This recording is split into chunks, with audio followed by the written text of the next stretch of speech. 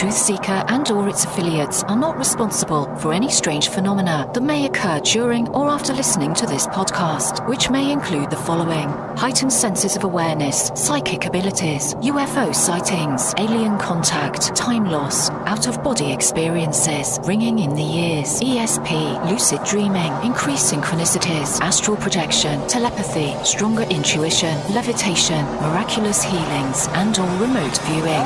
Please be advised to listen at your own discretion.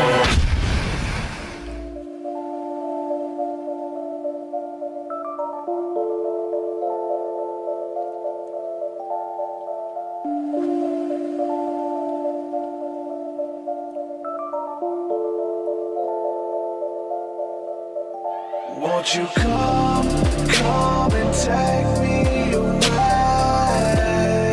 I just wanna be with you. Won't you come and take me away? To a place to walk on troubled seas, faith to stand when I don't believe. I just wanna be with you. Won't you come and take me away? I just wanna be with you. Won't you come? You are now locked into the TruthSeekah podcast. Gargoyles! Psychics! Everything's ungodly! Dark savage! Streaming live at TruthSeekah.com. She's not a Christian! Give it up, y'all. Your portal to the paranormal, esoteric, and all things spiritual. She's tampering in dark-sided stuff! And now, your host, TruthSeekah. Well, ladies and gentlemen, you heard the man. This is the TruthSeekah podcast. I'm your host, TruthSeekah, and we're back with another exciting episode. I always start out each episode thanking the supporters, everybody who is supporting my work and what I'm doing with the music and with the podcast over on Patreon. You can head on over to www.patreon.com/TruthSeekah, and there's different perks and different rewards and things like that you can get for supporting the show. And you get access to my entire discography, new music before it even comes out, and chat rooms and message boards and all that kind of cool stuff. So I want to thank everybody from the bottom of my heart for supporting there. This is what I'm doing full time now, and I could not do it without you guys. The podcast is free to consume, but it's not free to create. So thank you guys again from the bottom of my heart. I want to thank the newest member we have now, last night I believe it was, Kathy Collins Locks. Thank you so much. She's been following my work for some years now, and she's now a member of the community. So thank you so much for your support. It means the world. You guys know that on this podcast, we talk to everybody, all walks of life, all faiths. I just like to have interesting people on the show and talk about their stories, have interesting discussions. And today is going to be this exact same thing. Somebody very interesting who I've been following their work, and ran into her work through the Vice documentary. So I was laying in bed watching Vice on YouTube the other night and seen this documentary, this interview of her work and what she does, and it's going to be a very exciting episode. So today's guest is none other than Judy Messoline. Judy, welcome to the show. How are you? Thank you. I'm great. How are you? I'm doing really good. Thanks for coming on and spending a little time with me hanging out and talking about your story. You're more than welcome. All right. So Judy is in Hooper, Colorado, and I guess what she's noted for right now, all the documentaries, the interviews and things like that, is talking about the UFO Watchtower. And she has a website, which is UFOWatchtower.com. So talk a little bit about that. What is that, a UFO Watchtower?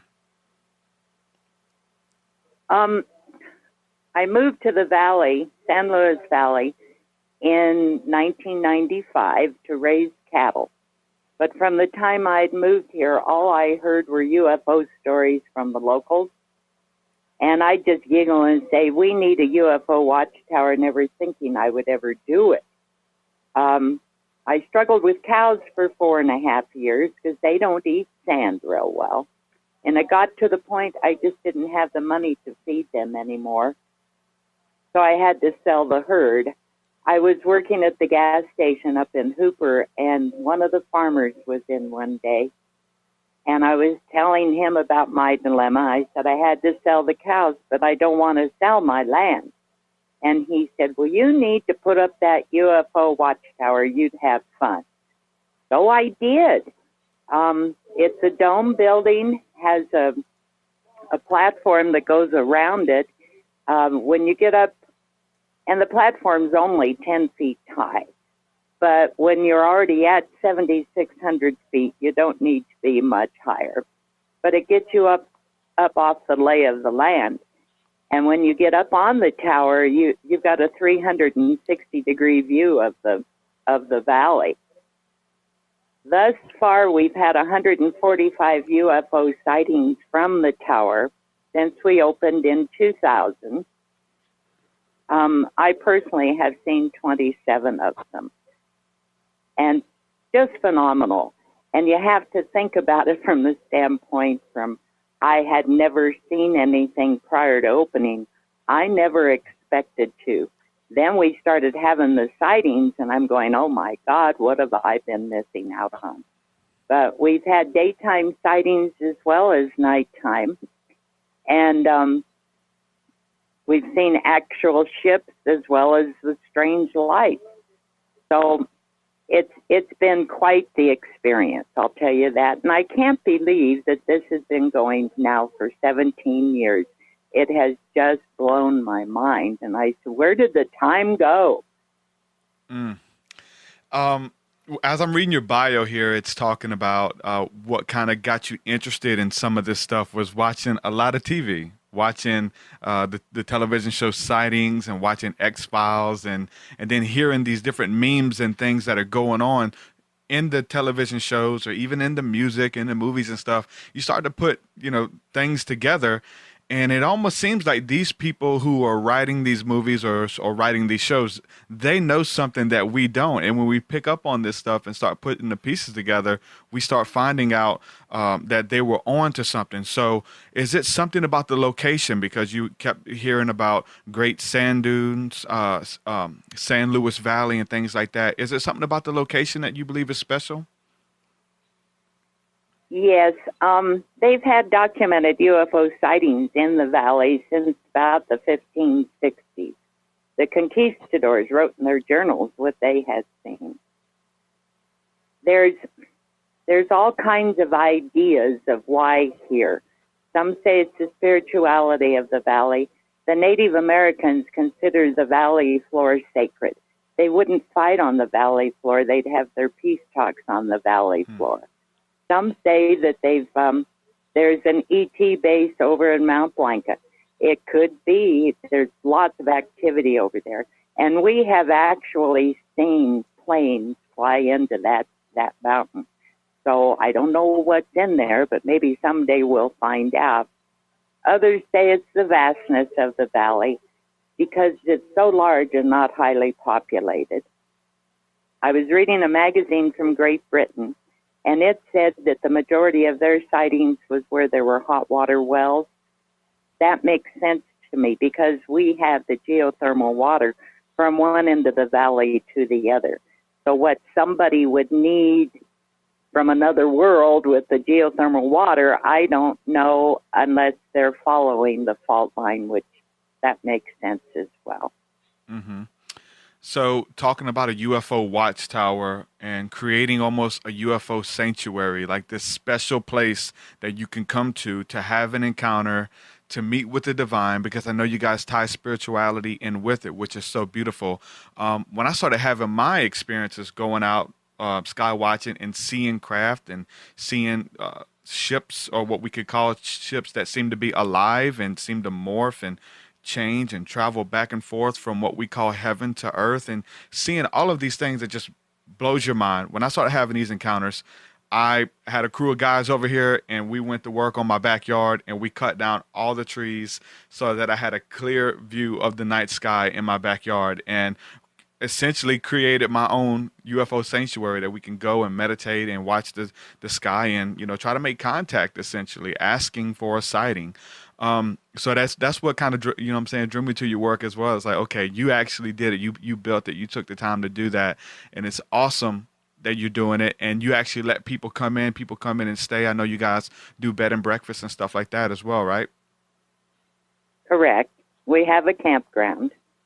And I'll tell you what's really been cool about this whole thing is that we have found that people who have had experiences, they can come and talk to them with us, and we don't make fun of them. You know, where if they go to the general public and try to say, well, I saw such and such, and somebody will say, what were you drinking or what were you smoking? You know, and we don't do that. We have very open minds, Yeah. and we hopefully want people who come to have an open mind as well. Oh, now, yeah. personally, I think that that the people from another world, I think they're in a different dimension than we are, and that's why they can pop in and out at will. And whether that's true or not, I don't know, but it sure makes sense how they can be there 1 second and gone the next. I get this notion from just studying the way things work in the world and the government and stuff like that, and seeing videos from outer space of laser beams being shot from Earth and being shot up at the stars or at moving objects in space, and then those objects will turn around and leave when a laser beam is shot up at them. Very compelling footage. I get the notion that, and I want to see if you agree with this, that some of these ships, when they come in, you know, the government doesn't want us to see these guys, where they will try to send. I've seen UFOs during the day, and they were there. They told me to look at it. It was some telepathic communication that said, "Hey, look over here. This is where this plane is flying." I look over, and where a jet was flying was right towards a UFO that was just posed there, a sphere in the middle of the day. As soon as I seen it, I was like, "Is that a UFO?" It disappeared. It let me see it, and then it left. I have this feeling that the government doesn't want us to know that they're there and doesn't want us to make contact. Do you have any information on that? No, but I really feel that you're on the right track. We've seen them as well. In fact, I saw one time. It was following a jetliner, and this silver orb appeared behind the jetliner and was bouncing off the jet stream. And all of a sudden, it's gone. You know, it's the same when you call the media and you say, hey, we just had a UFO sighting. And boy, they put it on their newscast and everything. And then you never hear about it again. And I think these folks are hushed up by the government. The government doesn't want us to know what's going on, which is kind of the pits, because if in fact they are there, and if in fact they are trying to help, why does not the government, why don't they pursue that? Why don't they let them help us? Yeah, that really is the dilemma. And if they are the good guys, because I really believe that the craft that are out there are the good guys. Like every interaction I've had, the people that I'm involved with, and people who are going out pursuing contact of the fifth kind, the CE5 initiatives, to go out in an open field, to meditate and to pray, to get oneself prepared to have an encounter. And a lot of people do. It does take time. You have to wait. And just like fishing almost, like I think if you go out fishing, you can't just kind of, cast your reel in and pull something right back out. It's kind of the same thing. And I like to relate it to fishing, because there's so much out there in space, just like if we was to look at the ocean, of all of the different beings, all of the different creatures, some of that we're discovering even after the hurricanes, washing these weird looking space creatures onto the ocean, onto the beach from the ocean, which we've never seen before. And there's all types of stuff out there. So when we look into the ocean, it's almost the same thing as gazing into the heavens, where there's all types of beings, spirits and entities and angels and things like that that are spoken of in the holy books. Like if we're talking about angels, there's rankings, there's orders, there's, the Bible calls it the host of heaven, and the host is the armies of heaven and the fleet, and they travel. And I've seen so much stuff out there, and a lot of times you'll be out there stargazing or looking for UFOs, and you'll be looking out there for just a light or something to make contact with,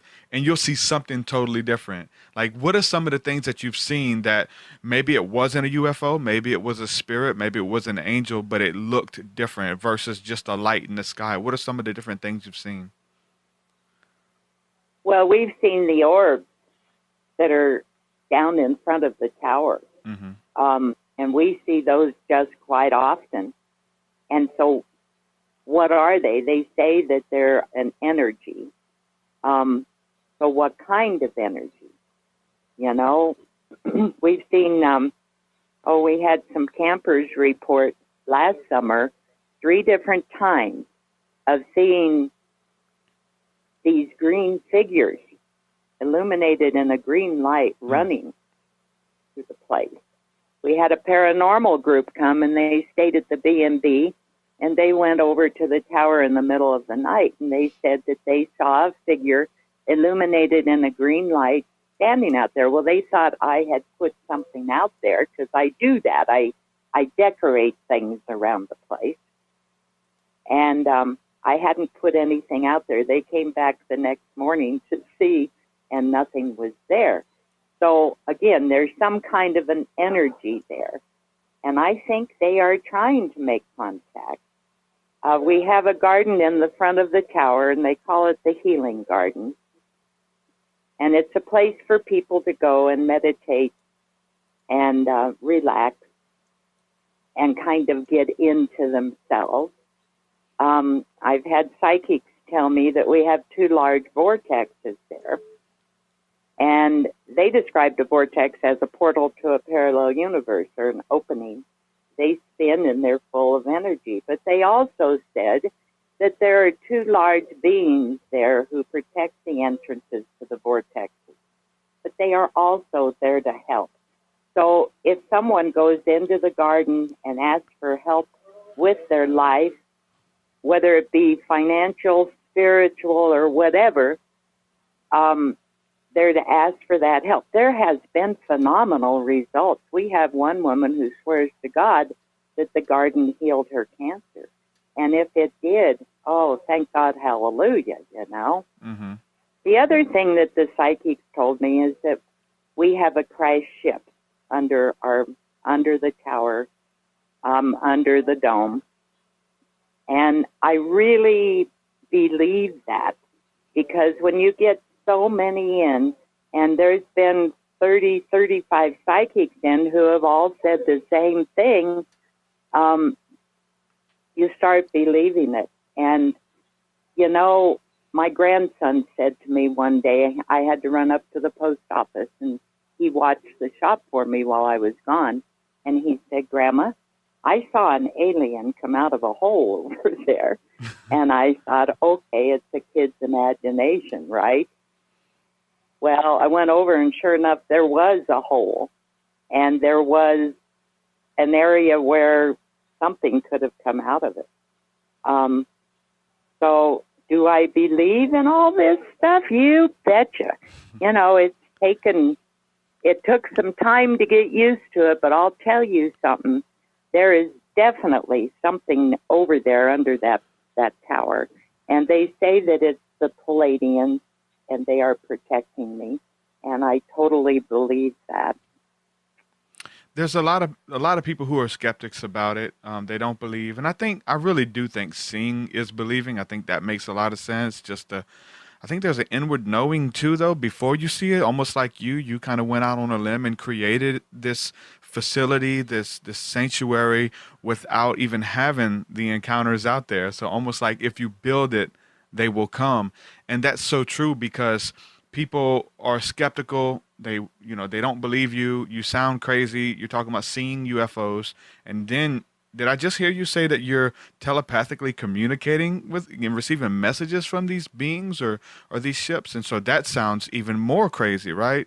So, but I truly believe if you build it, they will come. If you go out there and you spend the time and your intention is pure and you want to see a craft, if you want to see the angels, I believe 100% that they will show up, that it's not an instant thing. I think going out there sometimes taking hours sometimes. I think that that's almost to kind of prove that you really want it. Like how long, like how bad do you want to know? And if you want to know, they will show themselves to you. Is that kind of what you've seen of skeptics come out there and haven't seen anything? Oh, yeah.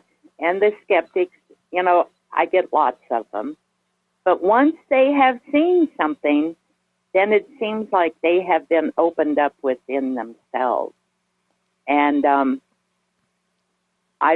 we tell people to go out in the garden to feel the energy. And I've got folks who say, well, I'm a skeptic and I don't believe in this stuff. And I tell them, just open yourself, walk through the garden and feel the energy that's out there. And 9 times out of 10, every one of them has felt something. So, yeah, if you want it, you have to want it, and you have to be open enough in your heart to accept it. What were some of the sightings that you've seen? And I know that I know because I've went out, I spent much time as well, and you've seen a lot at this point, and so. In the beginning, everything's new. It's different stuff coming, but then it's like, okay, I've seen it, and you have to keep the newness alive. You have to keep the newness of it there. But what is some of the sightings that you've seen that kind of made you know that this is real versus seeing lights in the sky of them parking in space and then changing directions and things like that? What were some of the things that you saw that you absolutely believed after that? We've seen a cigar-shaped one, and that one just moved really quickly in front of us. It was 11 o'clock at night. We had over a dozen people there. Everybody saw it.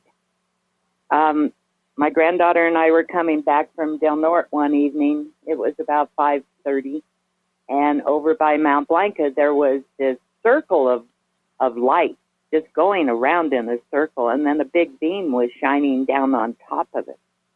And I said to her, I said, you watch that. I'm driving. I can't pull over. She was only able to watch it for another few seconds, and then it disappeared. Well, it reappeared about 15 miles to the north, and some kids coming home from school saw it. So, again, what the heck was it, I don't know if you're familiar with Kenneth Arnold, but he was a pilot, and they did a painting of him in 1947 showing the ships that he had seen. And the lady who runs my B&B, Candace, she saw the same one here 2 years ago over by Mount Blanca. Well, then I had a gentleman come in he lives in Fort Garland, and he came in the following week and said that he had seen it on his property there. At the end of last summer, I had a family come in. They had property in Fort Garland, and they saw 4 of them on their property there. So whatever it is, it's still around, And it's amazing how many different shapes there are of UFOs that have been seen. We've seen what looks like a satellite coming across the sky. I mean, traveling just like a satellite. And then all of a sudden, the dang fool thing stops. Satellites don't stop. Mm-hmm. The one that we watched, it sat there for a few seconds, and then it went straight up. One night, it looked like I kind of thought maybe it was a shooting star, and I'm watching it come down. It got below the peaks of the mountains, and then like it lost its momentum and it started to float. Well, I'm thinking that maybe the downdrafts from the mountains would have done that. But the downdraft from the mountains didn't shoot it back up into the sky, and that's what it did. So, there's lots of things. I mean, we've watched these lights going really fast and just stop. They're not supposed to stop. I've checked with the Air Force guys that come in, can our planes go real fast and just stop? And they said, don't even think about the plane doing it. The G-force on our bodies would blow up. So this has been pretty amazing. Mm-hmm. Have you ever been here? I have not. I'm in the South. I'm in Alabama. I want to come up there. I've got a lot of friends up there, but I definitely want to come up there and see you guys. Oh, good. Have you ever seen a fleet, like more than one at one time, or some traveling together? Yes. Yes. And what's crazy is you'll see them going together, and all of a sudden one in the middle just changes directions and goes the opposite way. And that's not normal. Planes can't do that. It is really interesting to see this stuff, because there's a lot of people who actually capture this on footage. Have you ever had anybody, or do you guys have night vision goggles and have seen anything with that? Have y'all tried that yet? No. We have people who have taken pictures. We have people who have taken videos, and they're pretty amazing. The one video I've got, these folks were camping and they saw this light and they started videoing it, and it was just dancing all over the sky. Planes don't dance all over the sky, Yeah. Yeah, that's the weird thing where it's not a satellite, where they're changing speeds and one's shooting out in front of the other. It's almost like they're playing a little bit, that they want to be seen. They know they're being watched, almost like dolphins, essentially, just that really playful spirit about them. And I don't think that they're here to harm us. I think they are here to help us. But until we are ready for the help, I don't think that's going to happen. Mm-hmm. And I said, what if they would make themselves known on Earth? What would people down here do? They go grab a gun and shoot at them. Yeah. Most of the folks, they would panic.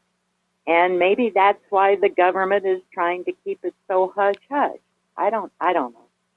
I've talked to people who, if aliens are real to them, and they call them aliens, I don't think they call themselves aliens, put it that way. But if these beings exist, then it said they would lose faith in their religion and in their holy books and things like that. And there's almost a fear that if aliens exist, then maybe they did create humankind, maybe they are the angels of the Bible, things like that. And there's a hysteria there, even from like the religious community. I've had many conversations with people, but then on the opposite, for me, it doesn't make me doubt my religious beliefs, but it enforces them to say, no, it's not a fairy tale. Like, there are actual angels out there that exist, and they travel back and forth from heaven to earth. And if you want to, you can see them in transit, and they'll come and say hello. So it almost reinforces my belief in the spirit realm and in God and of my core beliefs and stuff, I do know. And if you read Ezekiel, mm-hmm. Let's talk about Ezekiel's wheel. What the heck were they seeing? The book of Enoch. Yes. It was taken out of the Bible. Why? Yep. I get lots of religious folks in, and we sit and discuss this stuff. But I'm not there to change anybody's belief or anybody's mind. I'm there to listen, and if I can help, to help. You mind taking a phone call? Not at all. Okay, so phone lines are open. If anybody has a question for Judy or myself, you guys can call in. We do have a caller here from Northwest Arkansas. Hello, caller, you on the air.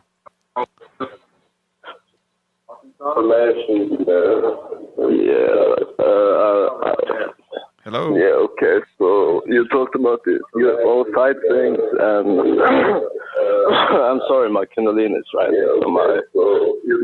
Hold on, I'm going to have to mute you for a second. Turn your audio down on the computer because it's feeding back, and I'll bring you right back in. Just turn your audio down on the computer. I'll bring you right back in. And we'll try it again. Yeah. Northwest Arkansas. What's up, brother? How you doing? Yeah, no, I'm I'm fine actually. All right, bro. You got a Looking question forward or for a comment? the future, for the. It's kind of hard, but I've been a lot on your songs, and we have been communicating a bit telepathically, both with you and Janiga the Baptist. Uh-huh. Yeah. We just did that interview a couple of days ago. We had him on the show. You called in during that show or no? No, but I'm jamming with you on your songs.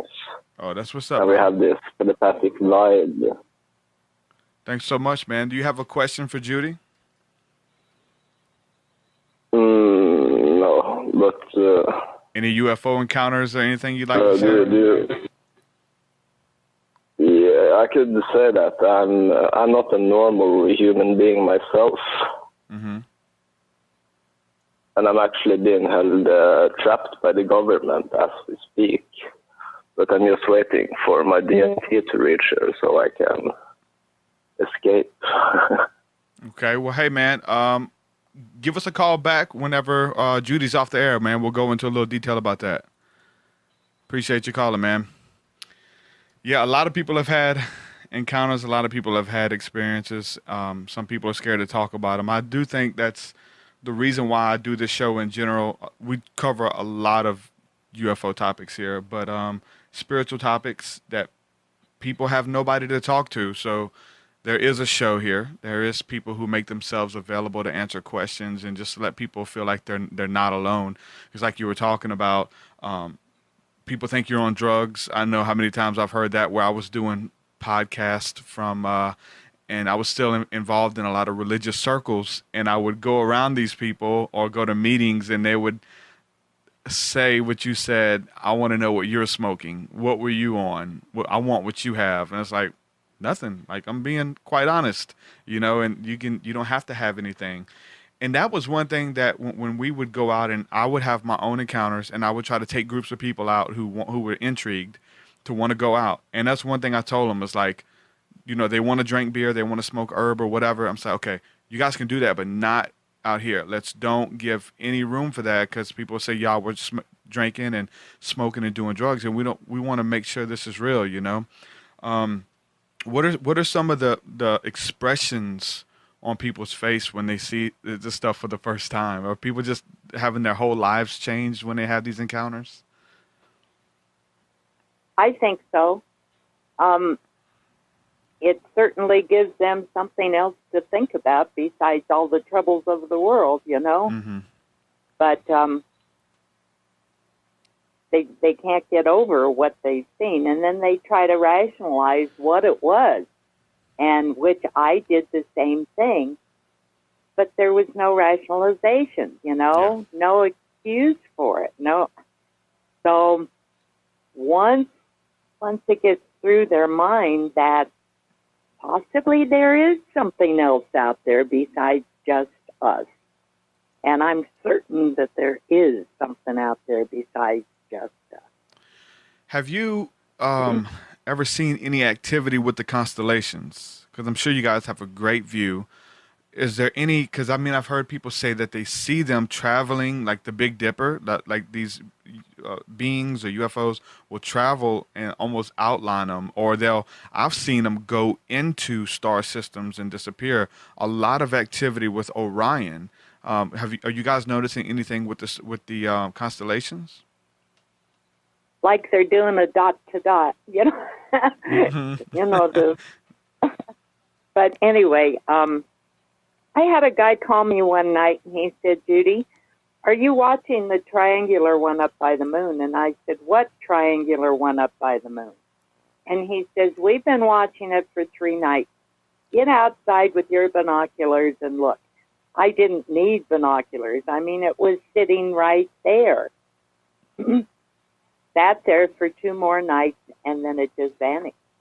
But yeah, we have seen some really strange stuff. And again, with the constellations, you can see these objects moving in and out and in and out. So somebody show me proof that they aren't there, because I'm certain they are. Yes, something's going on, like you said, whether, and that's what gets me, because, so, you always try to rationalize it, like you said, you're trying to make sense of everything. Okay, so let's say it's the government. Let's just say it's the government testing out this new equipment or interstellar travel or something. You're just seeing, back engineered craft.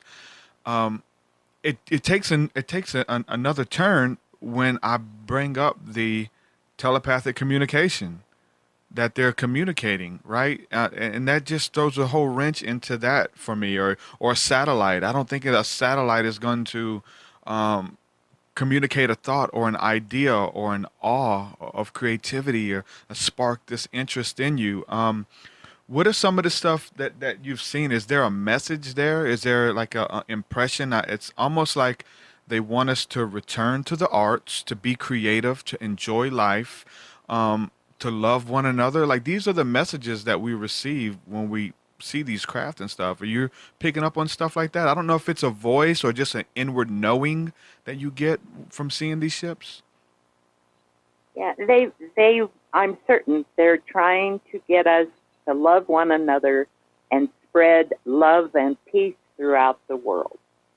And if we can get some of this horrible stuff out of our society, everybody should open their hearts. They should have respect for other people. They should have respect for themselves.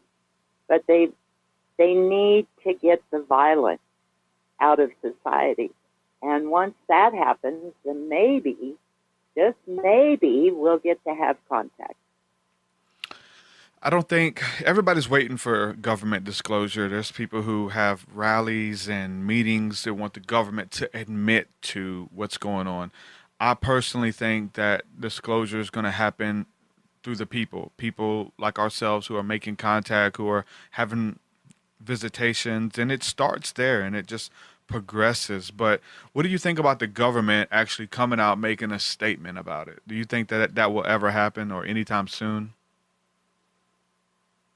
Well, I just don't know. I said I hope it happens in my lifetime, but may not.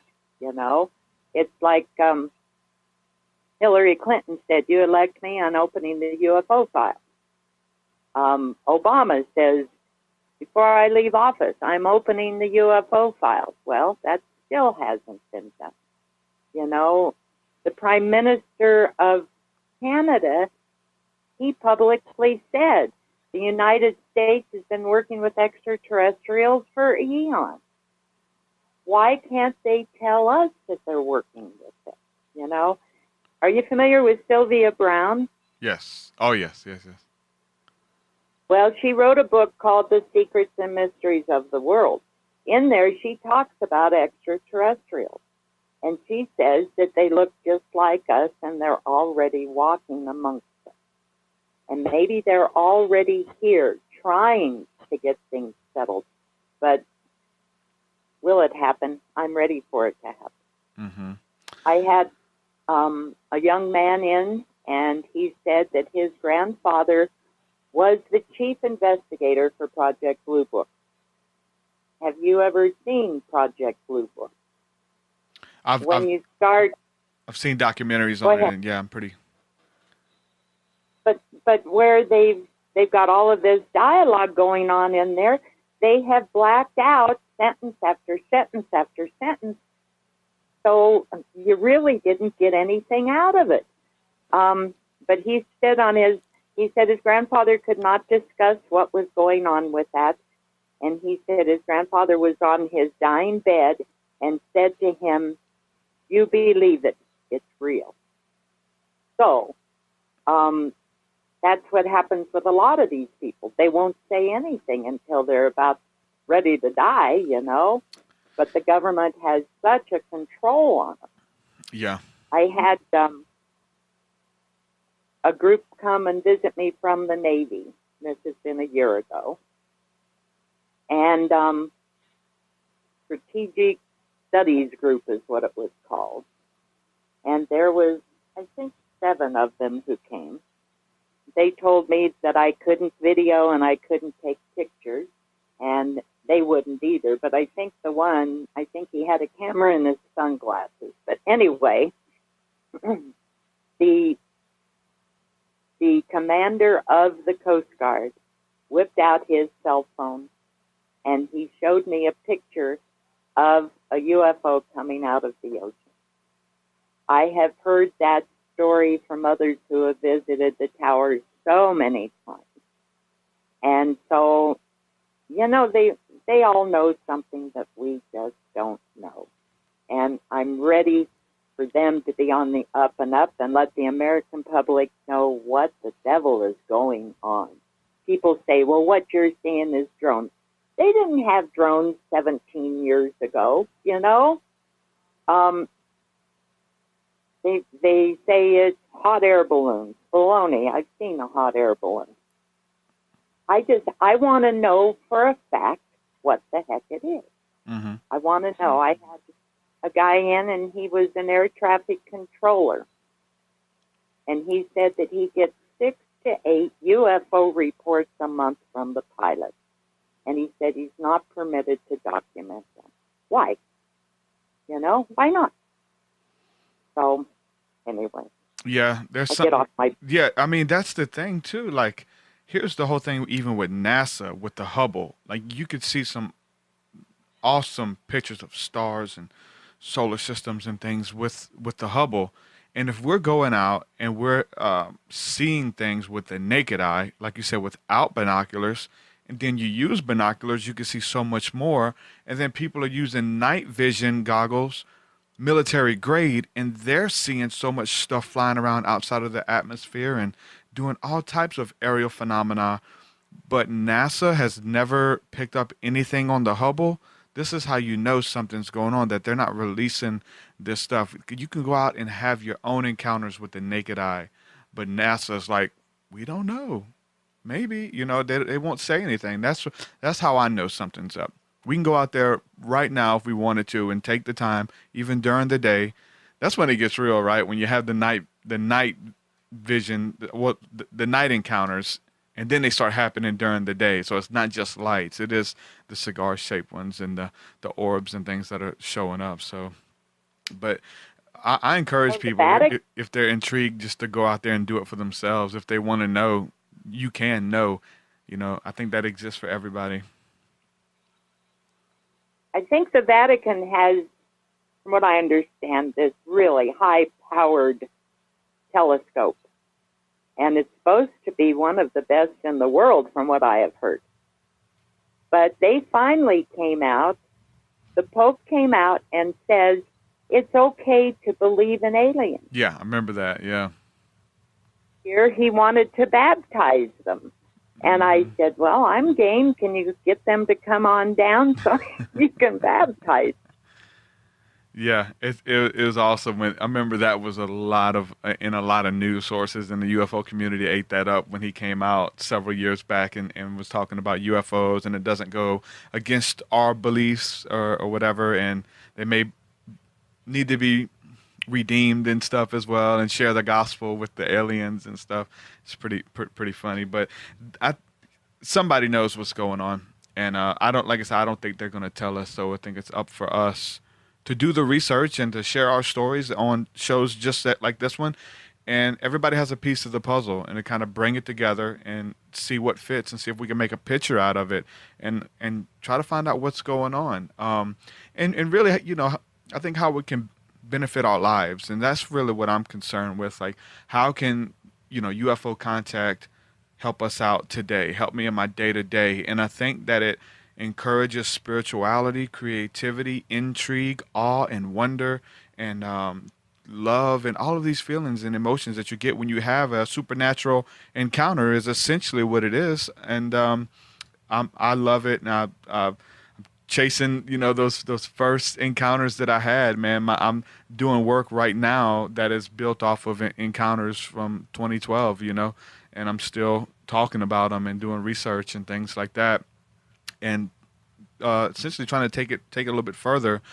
As we come upon the end of the show, talk a little bit about funding and how people can help you guys build, how you got help keep you guys in business, and what you offer and everything that's there. Like how are you guys able to stay afloat and continue building what you guys have? Because it's a really beautiful facility. Everybody definitely needs to go to the website as well. That's UFO Watchtower.com. I know she has a book as well, That Crazy Lady Down the Road. She has a book available and some other t-shirts and products and things like that. But talk a little bit about how people can get behind you guys and help and even come out and visit.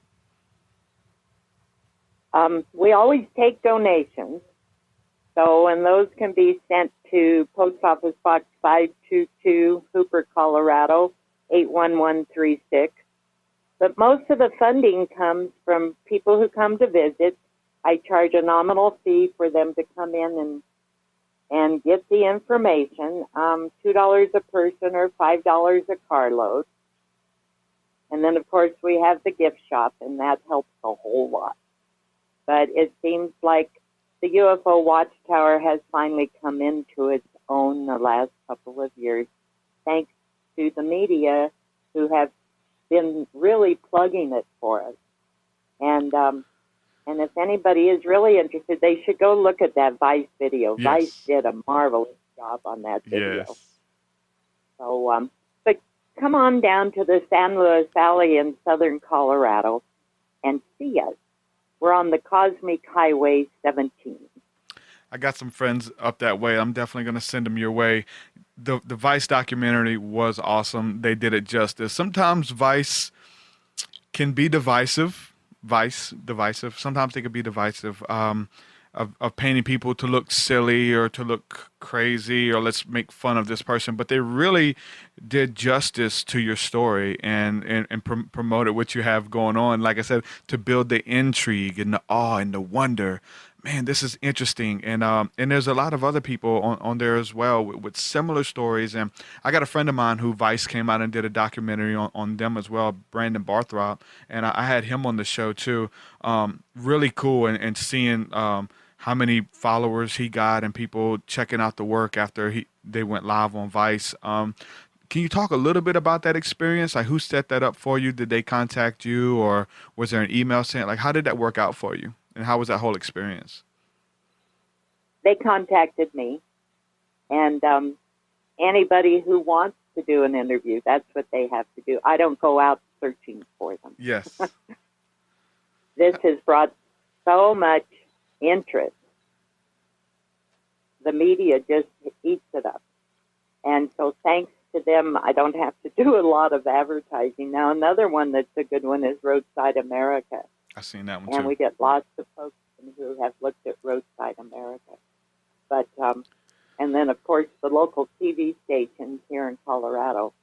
And they have not made fun of me at all. Now, at the beginning, when I first started this, the radio personalities just drove me nuts. And it was all fun, you know? Yeah. So, but that pretty much has gotten over, and now we have folks who are taking it serious, and I really appreciate it, really do. Well, thanks for coming on and hanging out with me. We'll try to send some people your way. Definitely go there and purchase the book, and if you guys are looking for a retreat, a center, you want to make contact, it helps to get with people who are already making contact and they know what to do, the protocols and things like that. It's, you know, there's a lot of serious work that goes into it. It is a lot of spiritual work. And I've seen a lot of documentaries where people go out to see a UFO and they get with different communities and different people and they go out and they have they see UFOs, but they have a life-changing experience with the spiritual side of it and the work that goes into it.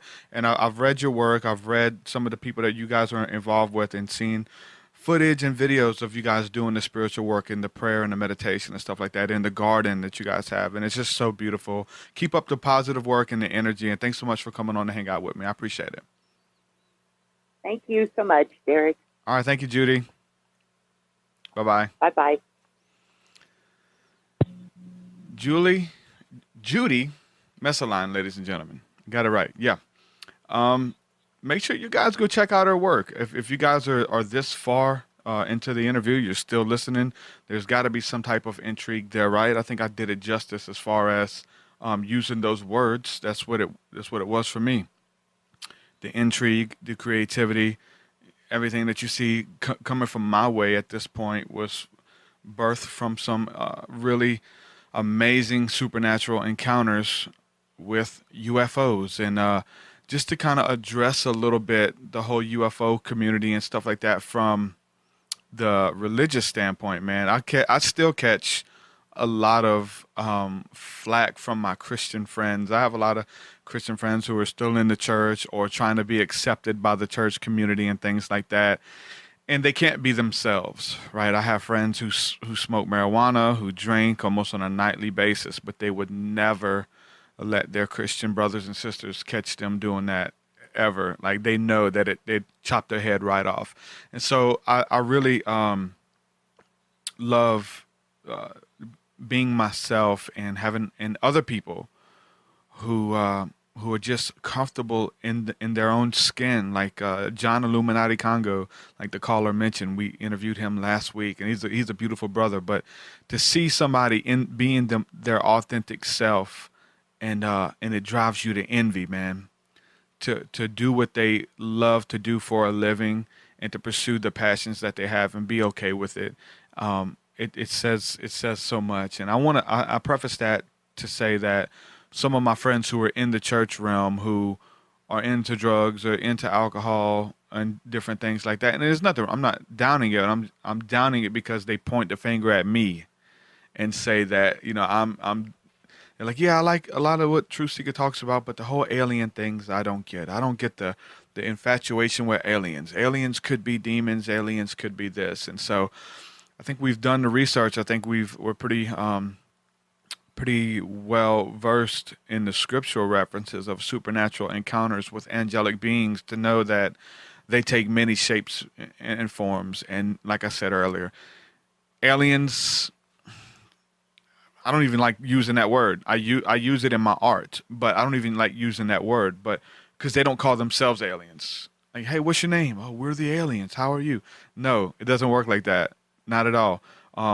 Whether they're from a certain star system, which, how do we know that the angels aren't from another star system? I know that there's so much information over the years from other prophets and people having their own encounters, gazing into the heavens and seeing things moving in and out of star systems. Orion, I'm so intrigued with Orion every time I stargaze, and then seeing craft or beings. There might not even be craft. I know a lot of times they're actual beings, and they're not nuts and bolts ships. Like, these are beings. There's so much footage of these things morphing and changing shape in the air and in outer space. And some people have some really crazy footage, man. And it wouldn't even, it's like a ship that just morphs into another ship or something. It's just crazy stuff. I don't even know. But I do know that the scriptures talk about the seraphim. And she mentioned the book of Enoch earlier. The book of Enoch talks about that the angels of the Most High are as a flame of fire. They're made out of the fire of God. The word seraphim itself is translated the fiery ones or the fiery serpents. In the book of Psalms, it says that the Lord maketh his ministering spirits, his warring angels, as a flame of fire. So that kind of reiterates what Enoch's talking about. And Hebrews repeats that, the book of Hebrews. So it talks about these fiery beings. Enoch talks about they have the ability at will, when they're in heaven and they travel at the speed of light or faster than the speed of light, they look like fire. And as they will, they can come to earth and take upon the appearance of men. And Hebrews talks about, like she was talking about as well, looking like people. Hebrews says that we entertain angels unaware. We don't even know it. We're having interaction with angels. Messengers is what the word angel means. They come with a message, with a spirit, with a vibration, with a thought form. And all of this stuff is beautiful, and it's just different layers, man. If we look at the different hierarchies of angels, and we don't even talk about aliens, just keep it angelic, keep it biblical. If that's what you want to do, we can do that. And if we do that, then there's so much mystery and intrigue. But I think that they're interlocked. I think that we are able to go out and see angels traveling back and forth. It tells us that in the scriptures. It tells us that, I believe it's Jeremiah, I want to say, that talks about the angels traveling back and forth. And it talks about them answering prayers and carrying prayers and all types of roles that the angels do and they operate. And Enoch goes into a lot of detail about it. The book of Enoch is mentioned of in the book of Jude in the Bible. And you guys have heard me say this before, but my intrigue is like, I'm a biblical theologian. I get into the scriptures. I've studied them for years. I know them in and out. And I don't know them like an expert. Like, I have to quit studying them. There's just so much. Every time you read it, there's something new in those scriptures, and you get a deeper understanding. If you don't study the ET phenomena, if you don't study Enoch, you're not going to understand the Bible. You're not. The Bible isn't one book anyway. The Bible is many books and letters and writings that were collected and put together into Bible, Biblios, or the little book. So many books put together. Letters collected from church, sent to churches and collected to put in a book.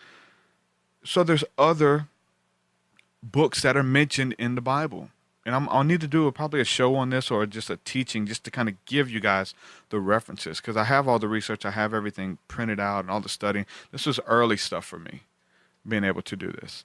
And so to understand that the book of Shemaiah the prophet, that's mentioned of in the Bible, the book of Edu the prophet, the book of the wars of the Israelites, the book of Jasher, the book of Enoch, all of these are quoted by prophets and quoted by sages. And I'm interested in what was in those books. The book of giants, all kind of stuff mentioned of in the Bible. I can show you this stuff. I'll probably do a video on it.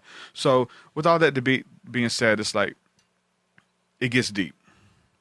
It gets deep, whether we're tracing it from a biblical perspective or not, if you even follow that narrative. But I know it's getting popular now. Like the book of Enoch is very popular now. Remember some years ago when we were getting into it, it was like, oh, stay away from that book. But now they teach it in many churches. Like, you know, I remember seeing several years back, and it was so awesome because I am a Benny Hinn fan. I do appreciate a lot of Benny Hinn's teachings about the Holy Spirit and spending intimacy with God and things like that. So I remember watching an episode of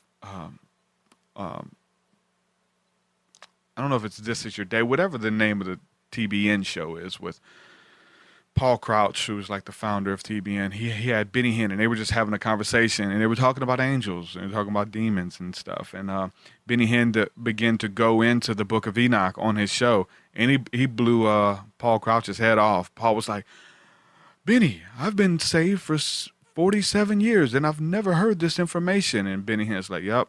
It's taken out of the Bible. He's like dropping knowledge on them, and everybody's got their jaw dropped in the audience, and it's hilarious, man. But I was like, oh yeah, I got a kick out of that.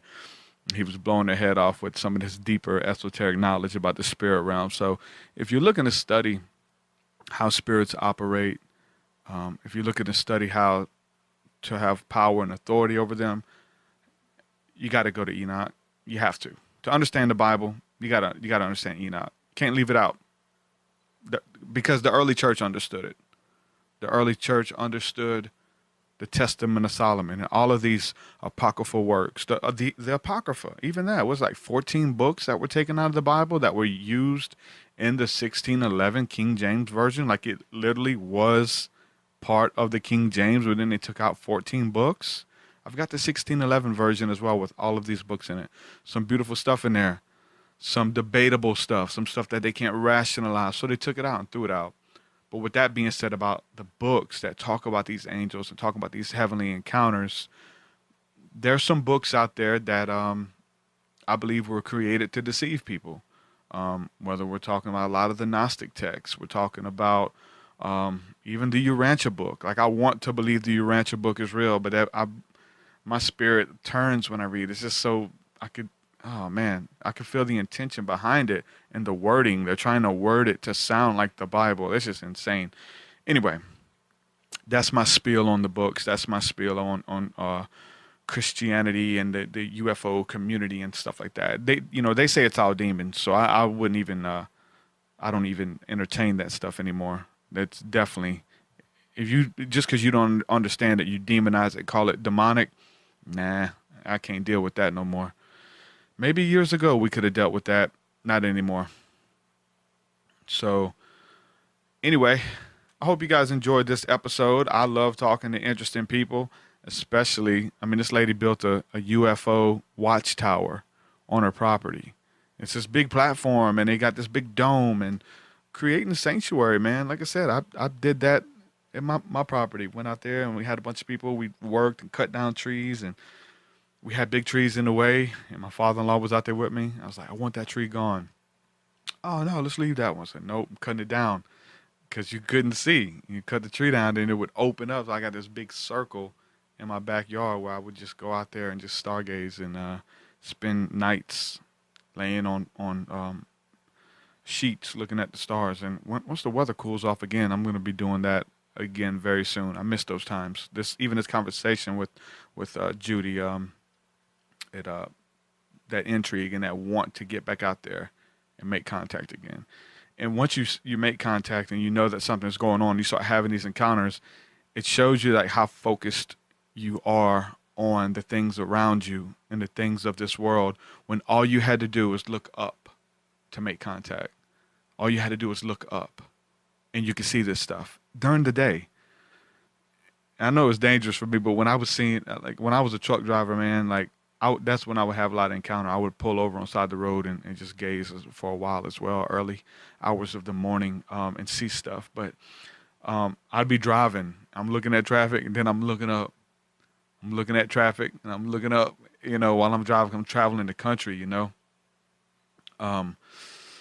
So with that being said, there's so many even entertainers and notable people who have had encounters who like to talk about it. Muhammad Ali had one of the coolest quotes about UFOs. He said that he would go out in the early morning jogging, 4 or 5 in the morning before the sun comes up. And he says you can see them like they were playing tag in the morning sky, playing tag. And you do see a lot of activity right before the sun comes up. You do see a lot. And, there's some awesome quotes out there. People have seen some awesome stuff. So, with that, I'm going to say bless and shalom, man. Thanks for hanging out with me. Love you guys. Make sure you guys support on Patreon. If you want to support my work and what I'm doing at any level, now more than ever, I really do need your help. I need your help to make this stuff happen. And you guys are coming out of the woodwork supporting. I'm blown away. Really am.